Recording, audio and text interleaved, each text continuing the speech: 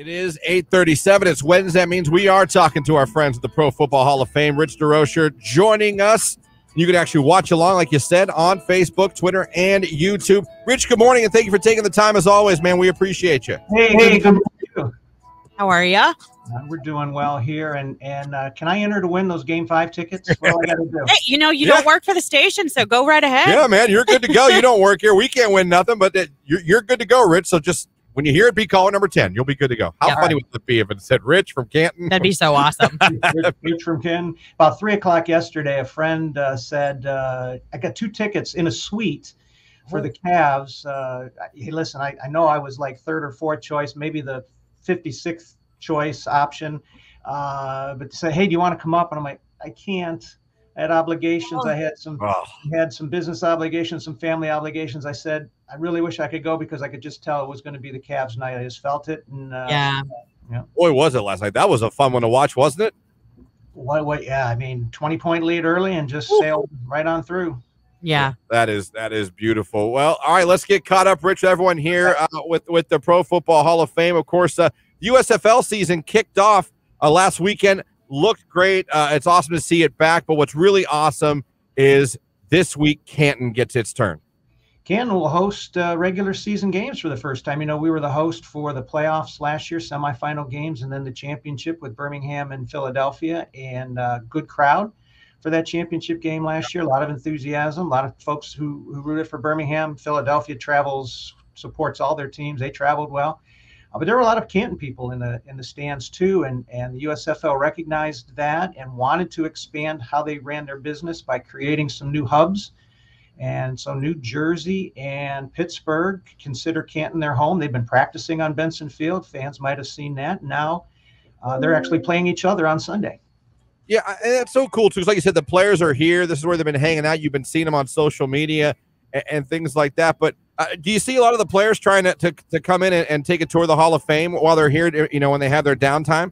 Yeah, there's been a few. I think there'll be something a little more organized at some point. I think this game will help them kind of get settled in the community a little more. But you're right. They are getting entrenched here, and I think it'd be great if the fans showed that support because then we could keep them here. I mean, it's good for the entire community, right? They gotta live somewhere. They gotta eat somewhere. They gotta pass their free time somewhere. If it's not here, it's going to be someplace else, like Memphis or Birmingham or Detroit, where the other hubs are.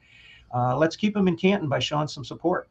Well, and I think when you look around at everything that's happening over there at the Pro Football Hall of Fame, Hall of Fame Village, I mean, it's these athletes got to be blown away just by what they're seeing and by the changes you could see almost daily, which I'm sure you can attest to. I'm sure every day you come to work, something's new or something's different over there. I was driving in this morning, and there's a very large man in a very large yellow safety vest and his hard hat, and he's holding me back from getting into the parking lot because they were craning in a big piece of equipment to move some more dirt for the hotel and the water park.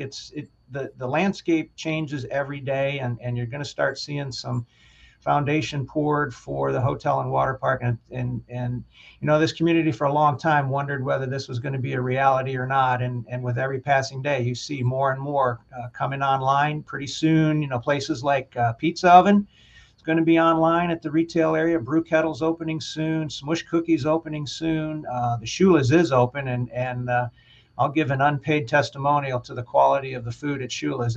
It's fantastic. Yeah, no, I love what you guys are doing over there in blending some businesses that we don't have in the area with longstanding local businesses that have really been, pinnacles here in our community in Stark County, especially. And speaking of USFL games, I mean, it is something truly for everybody. I've been lucky enough to be over when the Mullers have been practicing and to watch them. They're a fun group of guys. The Generals as well. I've not been able to see their practice, but the Mullers were playing a day that I was over there on the campus. And, these are such great games that you can take your family to for very inexpensively. And let's talk about the promotional nights too. But more importantly, it really is important for Canton. We can go and we can support these games, and it's a great thing for families to do while still being able to help show support and keep these teams here for Canton. Yeah, you hit it on there. There are some promotions you can get. family can go out. We talked about the Cavs, right? And who doesn't want to, if you're a sports fan, a basketball fan, you'd love to see the Cavs in a playoff game. Taking a family of four to a Cavs playoff game, not to mention the hour drive and the parking and food and all of that. I mean, you're probably in the $500 range to experience that. You want to go to a USFL game, family of four, you can probably do it for $50, and if you want to live large and eat and get some souvenirs, $100 for family, you can do it. And it's a great value. And Tom Benson Hall of Fame Stadium is a great place to watch a game. You're close. I tell people, not only can you see the action, you can hear it. Yeah. And so when you can hear it and see it, then you really feel it. And the USFL does put out a good product. They're fair pricing on things, and people are going to have a good time. Yeah, I agree. And while you're over there too, you can even swing through and look at that gift shop. You've got some new stuff over there, right? It's draft time, so that means the draft hats, and for the last couple of years, those have just been such popular items, and they're not, they're wearable. Some people get them to collect them, but they're not just these stiff things that only go on a shelf. They're wearable, sports your team's colors. Christian, what are we doing this year? Pick number 9. I know. I don't know. Is it going to be the Georgia D tackle? Are we going to take a chance on him? Or are we going to, I hear trade down again. The Steelers want to move up. There's a lot of stuff. I'm not an expert on this at all. My feeling is that if the Georgia D tackle's still there at 9, there's a reason he's still there at 9, and just let him go. I hope the young man sees his second chance and takes full advantage of it. I do wonder. I'm kind of a character. I put a lot of value in high character players. I think that's how you build winning organizations. So we'll see. Yeah, well, I don't disagree with you. I agree in that, and I also hope that nothing but the best for him. But I understand what you're saying. That you want the right people in your program and in your coaching staff and your team and your everything. You want the right guys in there. But no, the draft. Listen, there's a couple things you look forward to every year at the NFL as far as apparel. The draft hats, the official sideline hats. And every year when the salute the service gear comes out. Yeah, it's always really everyone nice. wants to get their hands on that stuff. And that stuff you can always get at the Hall of Fame gift shop. That's right. No admission charge if you want to come to the gift shop, 9 to 5. We'd love to see you here. Some Hall of Fame exclusives. Can get something for any team that you're a fan of. Christian, I want to talk to you. You, me, Lauren, we're all in the wrong line of work. We should all be quarterbacks right now. I mean, if we were. Oh, my God. Jalen Hurts. You kidding me? 255. Can you imagine? I just can't imagine that. You know what's a whole lot of zeros. We found out. We were talking about this yesterday. We found this out. His 5-person business team, Jalen Hurts, is all women. Did you know that? That's so awesome. I knew his agent was. I didn't realize his whole team was. Entire team from PR to marketing coordinators, to everything. These 5 women got the biggest contract in the NFL history for Jalen Hurts. I think that's really cool.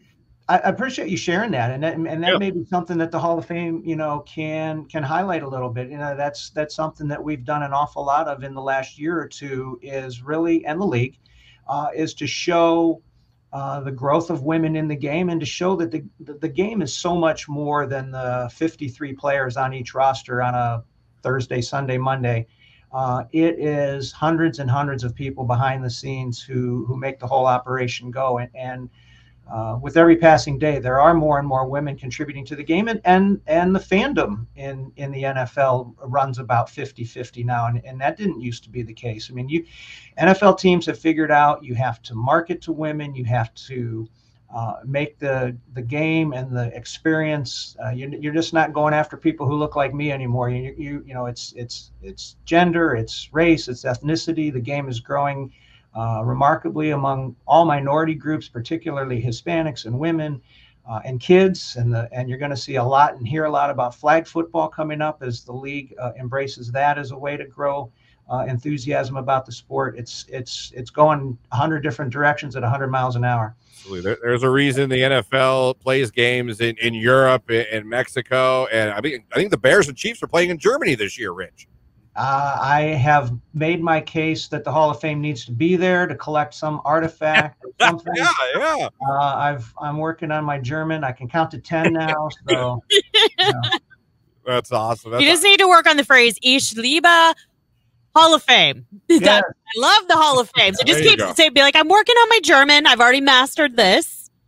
Yeah. 1, 2, 3, let's go. There you go. Yes. There you go. And, He really is working on it. before we let you go, too, you guys you're close to making some more announcements as to the Black College Football Hall of Fame Classic that's coming up here. We know who is going to be the gospel act. It's all done, but the signature and what color M&Ms to leave in the green room, and so we hope to make that announcement soon, and a lot of announcements around the Black College Football Hall of Fame Classic. Another way that the community can enjoy football and support what's going on in the community around football. So yeah, more to come on that. If you'll have me back, I'll have some more to tell you about that soon. Oh, for sure. And I always give you guys so much credit. You've taken this Black College Football Hall of Fame Classic, and I think a lot of people thought, okay, they're doing a game, and you guys have made this an event and a weekend event. You've taken it so much farther than just a game on the football field. And I can't give you guys enough credit for that. It's really cool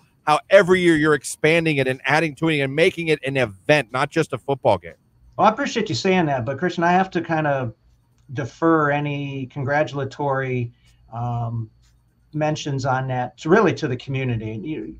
We might be suggesting things, and we might be in a role to lead on what's happening in the community, but if the community wasn't embracing it, it wouldn't happen. So, the growth that you see is a reflection of the enthusiasm by the volunteer corps and the people who really are working year-round to create these events, take the pulse of the community, see what might be well received. And so you're going to see a couple new events added to the calendar this year. And again, that's a reflection of people's hard work and a buy-in by the community to support this. So that's what's exciting for us. We're trying to lead and then get out of the way of the people who can really, to use the football metaphor, just advance the ball down the field a little bit.